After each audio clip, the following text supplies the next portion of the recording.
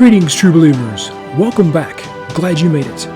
In one afternoon, our heroes went from no clues to almost too many. Only some of those came with bruises. While searching for clues as to the whereabouts of the mysterious fluid used on Mouseverse, our heroes hear shrill cries for help. Racing towards the sound, they find a group of city utility workers in a brawl with the Disco Boys. But it was the Disco Boys calling for help. It didn't take long to determine why. The utility workers were hefting boulders, generating plasma bolts or other manner of meta powers.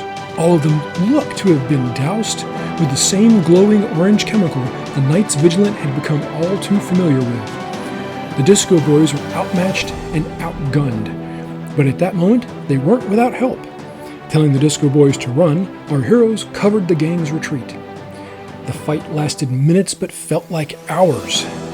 At the end, Taki used the sprinkler system to wash the ooze from all but one of the city workers.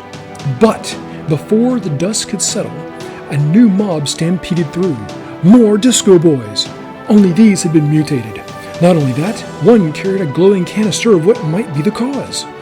Right on the Disco Boys' heels came a newcomer.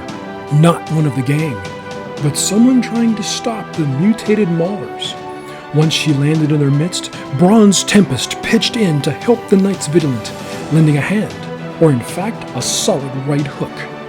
The fight wasn't easy, but between Bronze Tempest and the Knights Vigilant, the mutated Disco Boys were subdued.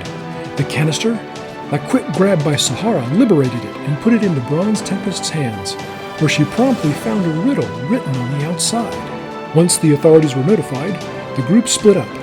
Bronze Tempest leapt away with the canister, suggesting she had resources that might analyze the orange liquid.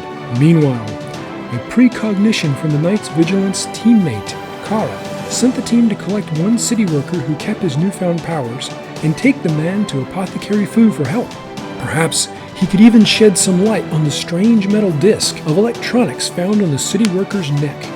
Yet questions linger like the gas from Moon Knight's fog scarabs. Just what is that chemical? Is it the same formula created by Dr. Killian? If Dr. Overmind is involved, how did he perform the mind control this time? And what is that strange riddle Bronze Tempest found? How is it connected? This is not Stan Lee saying Excelsior!